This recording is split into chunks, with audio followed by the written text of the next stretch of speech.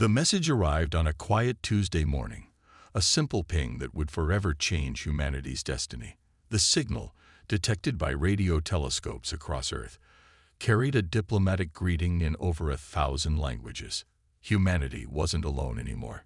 Ambassador Song Jinwoo adjusted his formal attire as he waited in the preparation chamber. 6 months had passed since that first contact, and now he stood ready to represent Earth before the Galactic Council. His gray hair and lined face reflected decades of diplomatic service, but nothing in his career had prepared him for this moment. The doors before him opened silently, revealing a vast chamber that seemed to defy the laws of physics. Crystalline pillars stretched upward into what appeared to be infinite space, their surfaces dancing with colors that human eyes had never seen before. The floor beneath his feet was transparent yet solid, showing the swirling cosmos below. Jinwoo walked forward with measured steps, his shoes making no sound on the strange surface. Around him, representatives from hundreds of alien species watched from floating platforms. Some looked almost human, while others defied description. Beings of pure energy, crystalline entities, and forms that his mind struggled to comprehend. At the center of the chamber, 5 tall crystalline beings sat on elevated platforms. Their bodies seemed to be made of living crystal, with pulses of light moving through them like blood through veins. These were the High Counselors, the leaders of the most powerful civilization in known space. Ambassador Song Jinwoo of Earth announced a voice that seemed to come from everywhere and nowhere at once. "You stand before the Galactic Council." Jinwoo bowed deeply, following the protocol he had been taught. "I am honored to represent my world and my species before this august body." The central figure, who had chosen the name Lee Hae-Newell as a gesture of respect toward Earth's first ambassador, leaned forward slightly. Light rippled through its crystalline form as it spoke. "We have observed your world for some time. Ambassador, your species has only recently achieved faster-than-light travel, and your technology is—" There was a pause, primitive by our standards.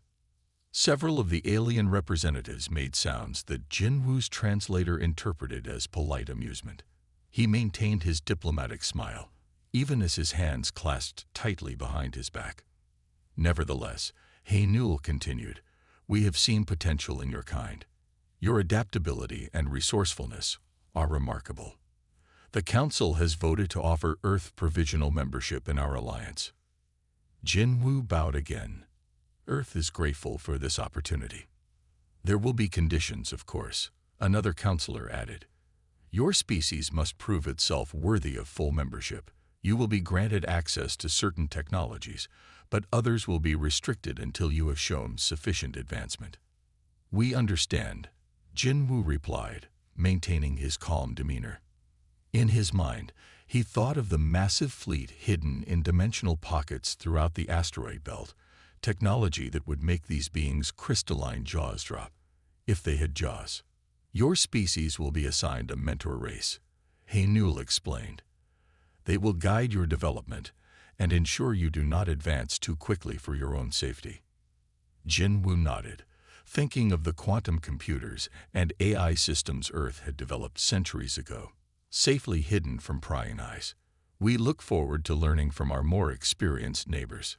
The Council proceeded to outline trade restrictions, travel limitations, and technological boundaries that Earth would need to observe.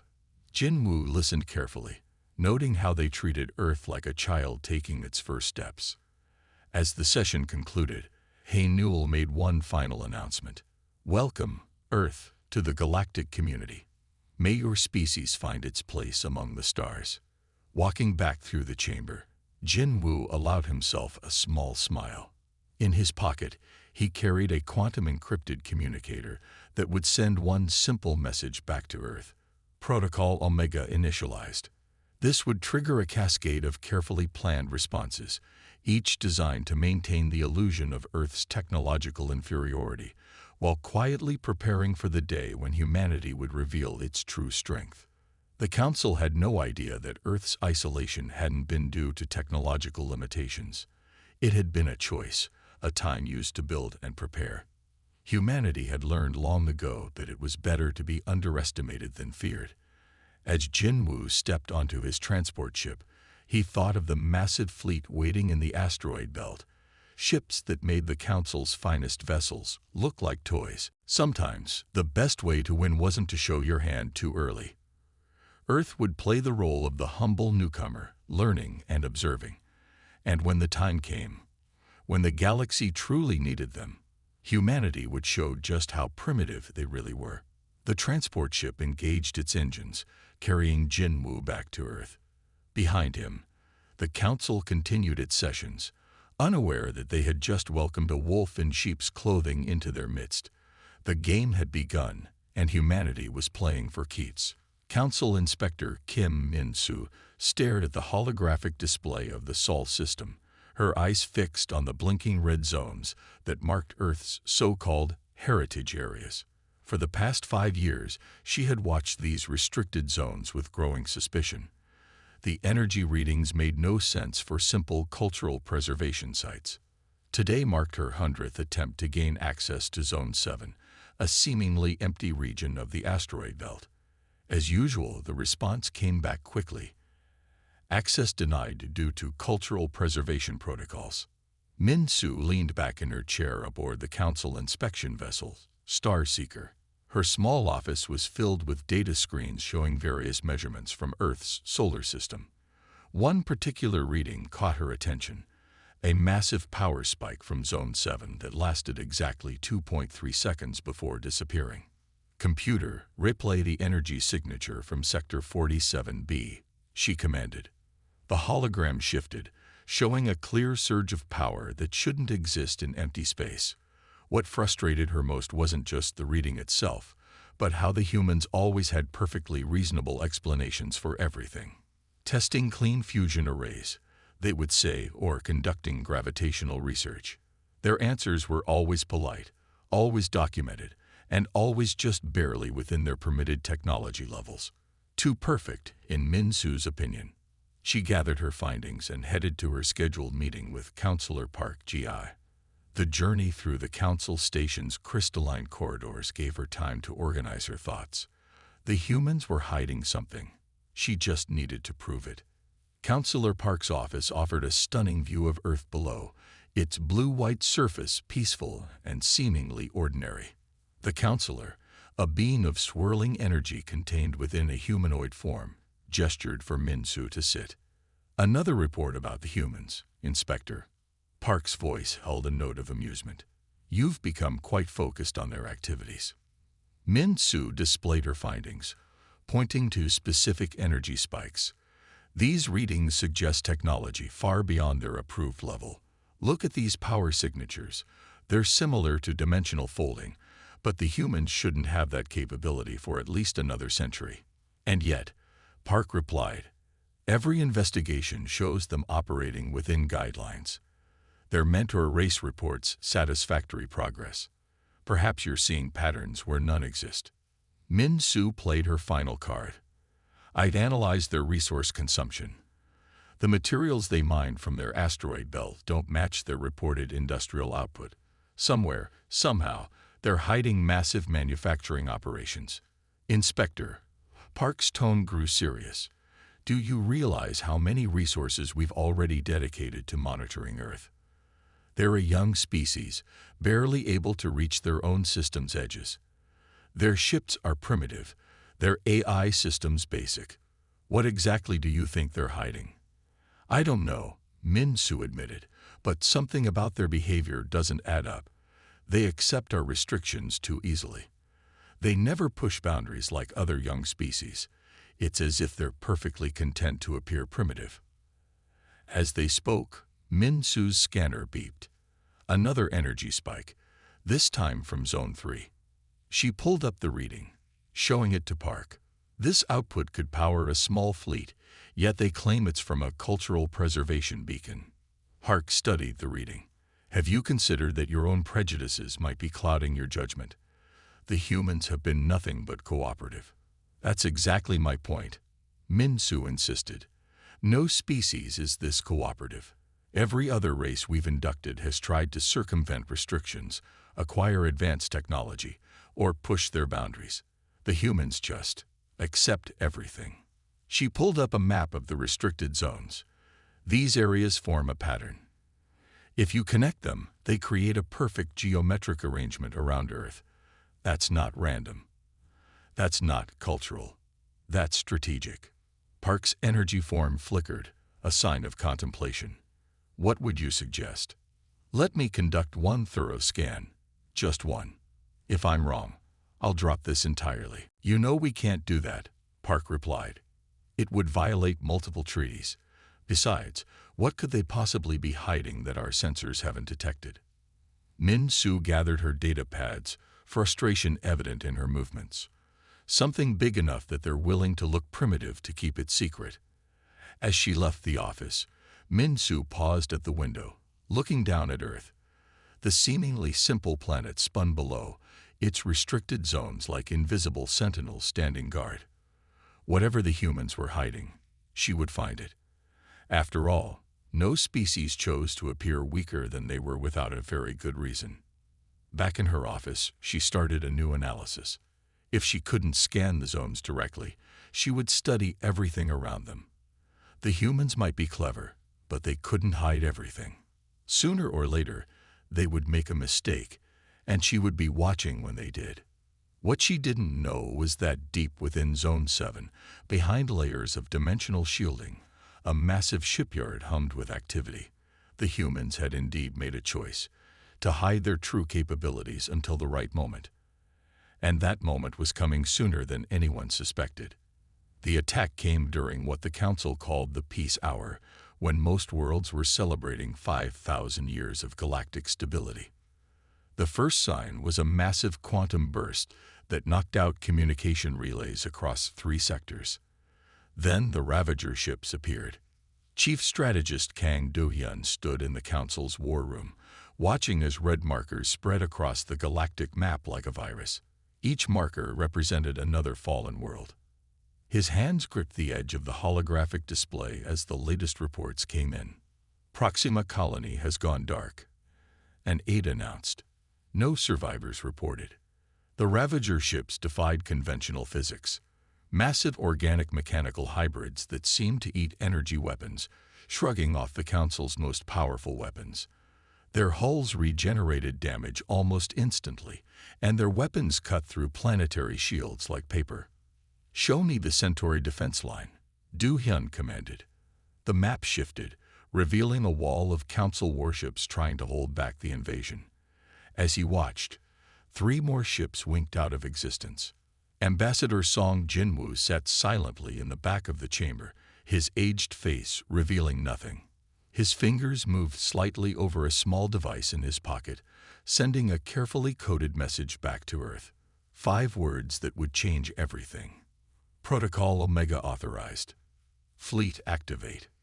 12 systems lost in 6 days. Do-hyun reported to the Emergency Council.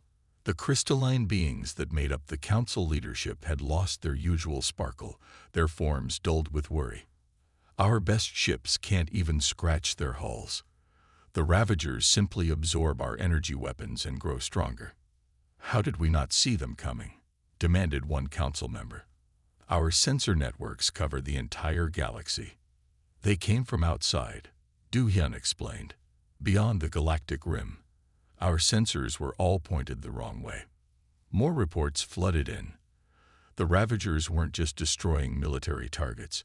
They were consuming entire planets, breaking them down into raw materials to build more ships.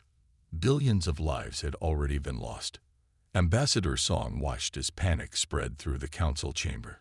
Species that hadn't faced war in thousands of years suddenly confronted extinction. The mighty Galactic Council, with all its advanced technology and ancient wisdom, was helpless. The Arcturus defense fleet is gone, someone reported.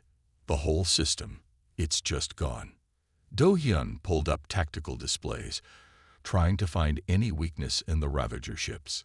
Their biomechanical nature made them almost impossible to predict. Traditional battle strategies were useless against an enemy that could reshape itself mid-fight. "We need to evacuate the core worlds," another Council member suggested. Fall back to the outer rim. The outer rim is already lost, Du Hyun replied grimly. We're being herded inward, compressed into a smaller and smaller space. Ambassador Song finally stood up. His movement, small as it was, drew every eye in the chamber. For 5 years, humanity had played the role of the humble newcomer.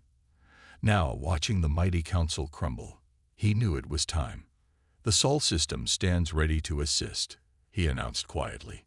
Several council members laughed bitterly. With what? One asked. Your primitive ships. You barely have faster than light travel. Song smiled slightly. You'd be surprised what one can hide in plain sight. He walked to the central display and input a series of commands. The galactic map shifted, showing the Sol system.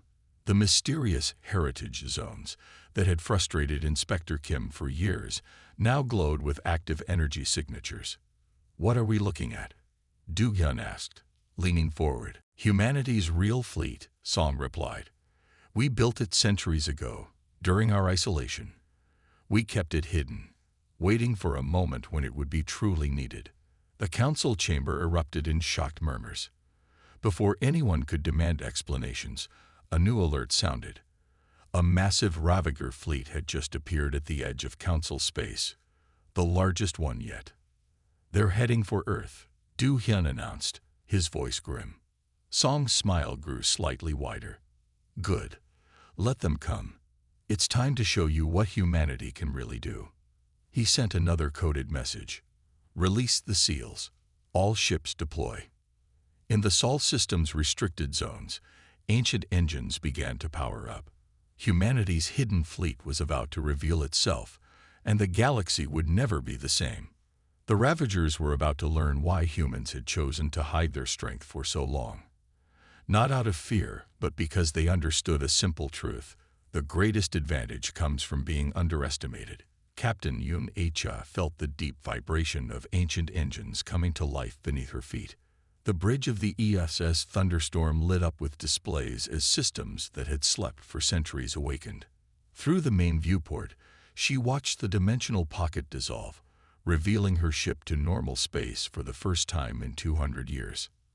Status report, she commanded, her voice steady despite the historic moment. All systems optimal, responded Araya, the ship's eye. Dimensional seals disengaging across all zones. Fleet emergence beginning in 3, 2, 1. The space around the thunderstorm rippled like water. Massive warships began appearing everywhere, breaking through the veils that had hidden them for so long. Each vessel was a masterpiece of human engineering. Sleek, dark shapes that seemed to absorb light rather than reflect it. Fleet count? HI asked, watching as more ships continued to emerge. 7,000 capital ships detected. Araya reported. 20,000 destroyers. 50,000 support vessels, all reporting full combat readiness. The Thunderstorm's bridge crew worked with practiced efficiency, despite this being their first time operating outside simulation. They had trained for this moment their entire lives, preparing for the day when humanity would finally reveal its true strength. Launch the drones, HA ordered. Swarms of automated fighters poured from the fleet's hangar bays, their quantum cores giving them reaction times far beyond organic pilots. Lieutenant Park at Tactical brought up a display showing the approaching Ravager fleet. Enemy forces will reach Sol system in 40 minutes. They've deployed in standard consumption formation. They're expecting an easy victory. Acha smiled grimly. Let's disappoint them. Araya, activate the quantum mesh network.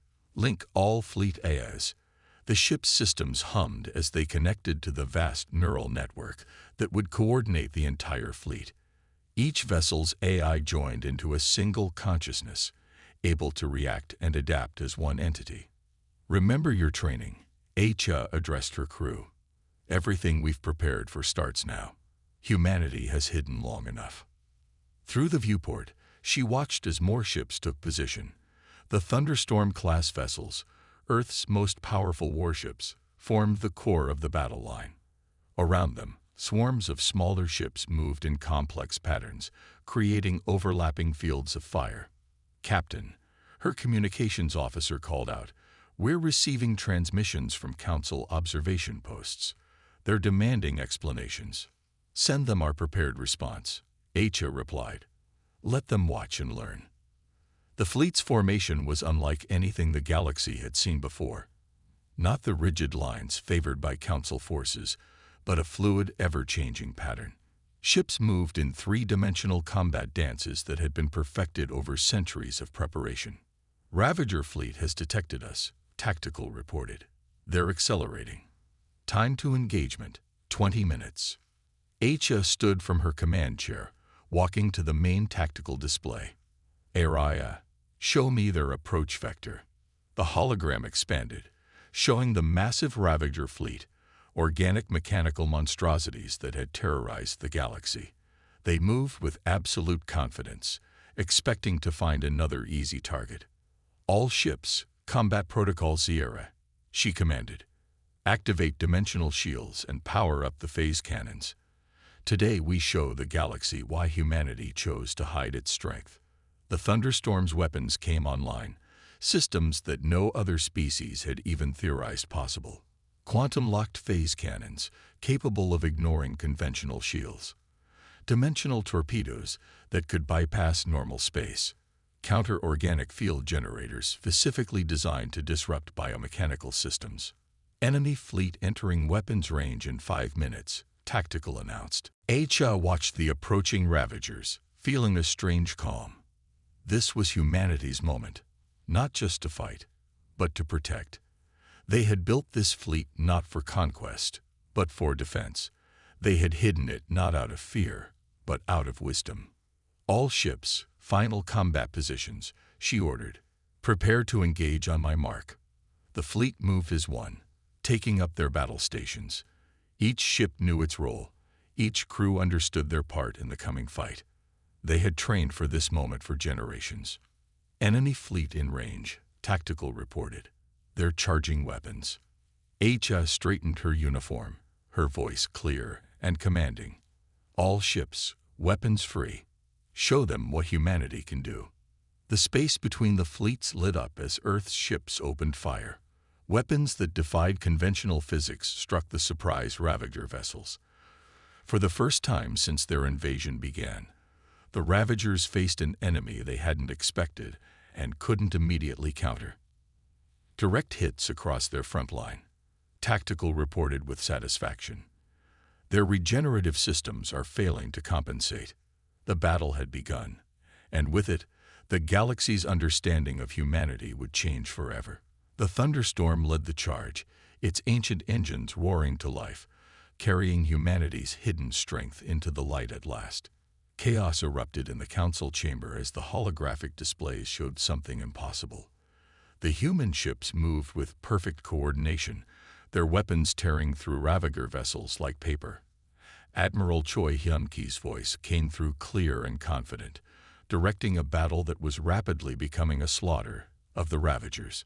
"Impossible," muttered one of the crystalline council members, their form flickering with agitation. "Their technology, it surpasses even our most advanced theories." The massive display showed the human fleet executing maneuvers that shouldn't have been possible. Ships phased in and out of normal space, their weapons ignoring the Ravagers' regenerative capabilities completely. The biomechanical horrors that had terrorized the galaxy were being systematically taken apart. Admiral Choi's hologram stood in the center of the chamber, his weathered face calm as he coordinated the battle. "Thunderstorm Squadron, execute Pattern Delta. Lightning Group, prepare dimensional collapse on my mark." Those ships, Counselor Lee's voice trembled, crystal form pulsing with shock. "They're centuries old. The design patterns, the energy signatures, they were built long before we made contact." Ambassador Song stood quietly, watching the display with satisfaction. "Yes," he said simply.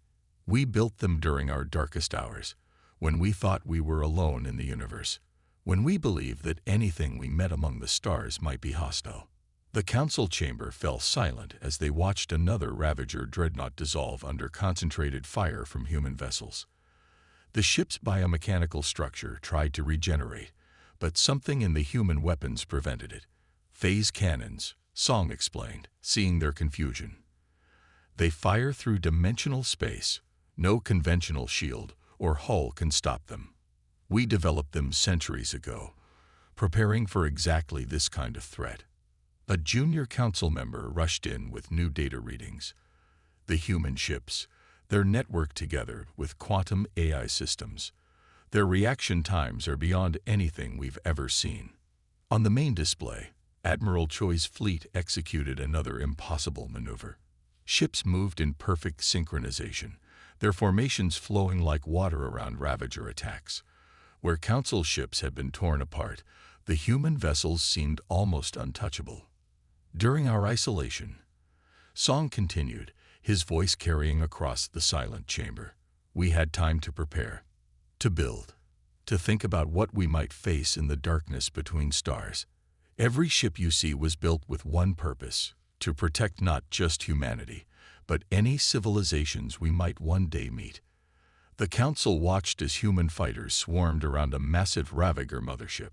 Their weapons found weak points that shouldn't have existed, striking with surgical precision. Why hide this? Demanded another council member. Why pretend to be primitive? Song smiled gently. Would you have welcomed us if you knew? A young species with weapons that could challenge your most powerful ships. We chose to appear harmless until we were needed. It seemed wiser. Admiral Choi's voice cut through the discussion. Dimensional collapse ready in Sector 7. All council ships, clear the area. The council members watched in amazement as a section of space simply folded in on itself, taking 3 Ravager capital ships with it. The remaining enemy vessels began to retreat, their confidence shattered by weapons they couldn't counter. The Ravagers are pulling back across all sectors, reported a tactical officer. The human fleet is maintaining pursuit. Song stepped forward, addressing the council directly. We never wanted to rule or conquer. We just wanted to be ready, to protect. Now you see why we kept our strength hidden. Power isn't about showing off. It's about being ready when needed. On the display, Admiral Choi's fleet continued to push the Ravagers back. Each engagement showed new capabilities that the Council hadn't thought possible. Dimensional weapons, quantum-linked AI systems, ships that could phase through normal space. Humanity had developed it all in secret. What happens now? Asked Counselor Lee, their crystalline form still pulsing with shock. Song looked at the display, where human ships were now protecting Council worlds they had never officially been allowed to visit. Now we stop pretending. Now we work together, as equals. The galaxy is more dangerous than you imagined, but humanity is ready to help defend it. The chamber fell silent again as they watched humanity's hidden fleet continue its work, systematically driving back an enemy that had seemed unstoppable just hours before. The age of humans playing at being primitive was over. A new era was beginning, one where humanity's true strength would help shape the galaxy's future. Commander Ryu Ji-min stood on the bridge of the EFS Lightning Storm, watching as her fleet tore through the Ravager defenses. The enemy ships, once thought invincible, were being systematically dismantled by weapons they had never encountered before. Status report, she commanded, her eyes fixed on the tactical display. Ravager forces retreating in sectors 7 through 12, her eye responded. Their biological components are failing to adapt to our phase weapons. Regeneration rates down to 15%. The battle unfolded across 3 dimensions, with human ships moving in patterns that defied conventional space combat. Council vessels, now integrated into Ji-min's battle groups, followed behind, securing the cleared sectors. Council ships are holding position at the designated coordinates, reported her tactical officer. Their weapons are proving effective against the weakened Ravager hulls. Ji-min nodded, watching as another wave of dimensional torpedoes struck home. The weapons phased through normal space, materializing inside Ravager vessels where no shields could stop them. The enemy ship's organic components tried to adapt, but the quantum-locked warheads prevented any regeneration. All ships, execute Pattern Omega, she ordered. Show them why we spent centuries preparing. The human fleet moved as one, their AI networks coordinating movements with microsecond precision. Ships vanished and reappeared, their dimensional drives making conventional tactics useless. Every vessel knew its role, every weapon struck with perfect timing. A council commander's voice came through the comm. "Commander Rio, we've never seen anything like this. Your ships move like they share one mind." "In a way they do," Janin replied, watching as her fighters executed another impossible maneuver. "Our AI networks link every ship, every weapon. We fight as one entity." The Ravagers attempted to counterattack, their massive bioships launching waves of organic fighters. The creatures were met by swarms of human drones, their quantum cores calculating combat solutions faster than any organic mind could process. "Enemy flagship detected," Tactical announced. "They're attempting to coordinate a retreat." Jaemin leaned forward in her command chair. "Not this time. Lightning Squadron, execute containment protocol. Thunder Group, prepare for primary strike." The human ships moved into position, their formations creating a three-dimensional cage around the Ravager command vessel. Council observers watched in amazement as dimensional fields prevented any escape. "You want to know why humanity hid its strength?" Ji-Min broadcast to both human and council forces. "Watch closely." The lightning storm's main weapon powered up, drawing energy from dimensional space itself. The weapon had never been used in actual combat before. It had never needed to be. "Dimensional core at full power," engineering reported. "Ready to fire on your command." Jaemin took a deep breath. "All ships, execute final attack pattern. Show them what humanity built in the dark." The space around the Ravager flagship distorted as multiple dimensional fields intersected. The enemy vessel, trapped in the convergence, tried desperately to break free. Its organic components started to fail as reality itself seemed to bend around it. "Fire," Jaemin ordered. The lightning storm's main gun released its power. A beam of pure dimensional energy struck the Ravager flagship, bypassing all its defenses. The massive ship didn't explode. It simply ceased to exist, erased from normal space. "Enemy command structure destroyed," Tactical reported with satisfaction. "Remaining Ravager forces are losing coordination." Jaemin stood, addressing all ships in the battle group. "This is why we prepared. This is why we built our fleet in secret. Not for conquest, not for power, but for moments like this. Push them back. Show them why humanity survived its isolation." The combined human and council fleet pressed forward, driving the Ravagers back sector by sector. Where the Council's most powerful weapons had failed, humanity's hidden technology proved devastating. "Commander," her communications officer called out, "we're receiving surrender signals from multiple Ravager vessels." Jaemin allowed herself a small smile. "Accept their surrender. Show them that humanity can be merciful as well as strong." The battle continued across multiple sectors, but the outcome was no longer in doubt. Humanity's hidden fleet, built during centuries of isolation, had changed the course of the war in a single day. As the last Ravager ships retreated or surrendered, Jimin looked out at the stars. Humanity had kept its secrets for centuries, building and preparing in silence. Now, finally, they could step into the light, not as conquerors, but as protectors. "Send word to Earth," she ordered. "The Ravager advance is broken. It's time to show the galaxy everything we can do." The lightning storm's engines hummed as it moved to secure another sector, its ancient technology still far beyond what the Council had thought possible. Humanity's age of hiding was over, replaced by an era where their true strength would help shape the galaxy's future. Ambassador Song Jinwoo stood in the rebuilt council chamber, the gleaming crystal walls showing no signs of the recent battles. The Ravager War, as it was now called, had ended not with a massive final battle, but with a series of surrenders as the enemy realized they couldn't counter Earth's technology. Director Bak Sun-mai stood beside him, her fleet command uniform drawing curious looks from the assembled council members. The black material seemed to absorb light in strange ways, another example of technology Earth had kept hidden. For centuries, Song began, his voice carrying across the silent chamber. Humanity prepared for this moment, not just for war, but for contact. We built our fleet not because we wanted to fight, but because we needed to be ready. The council members listened intently.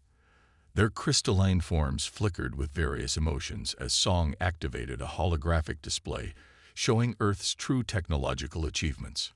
"These are our shipyards," he explained, revealing massive construction facilities hidden in dimensional pockets throughout the Sol system. Built 300 years ago, when we first mastered dimensional technology. We kept building, improving, preparing, not for conquest, but for protection. "How did you hide all this?" asked Counselor Lee, their crystalline form pulsing with curiosity. "Our sensors are the most advanced in known space." Sun-mi stepped forward. "We're the most advanced," she corrected gently. "Earth developed quantum masking technology during our isolation. Everything we built was hidden in dimensional pockets, invisible to conventional sensors." The display showed more of humanity's achievements. AI systems that made the Council's computers look primitive, weapons that could reshape space itself, ships that could phase through solid matter. All developed in secret, all kept hidden until needed. "We chose to appear primitive," Song continued, "because history taught us that young species who show too much power too quickly are often seen as threats. We wanted to be accepted as equals, not feared as conquerors." The chamber erupted in discussion. Some council members argued for immediately sharing Earth's technology. Others warned of the dangers of such advanced systems spreading too quickly.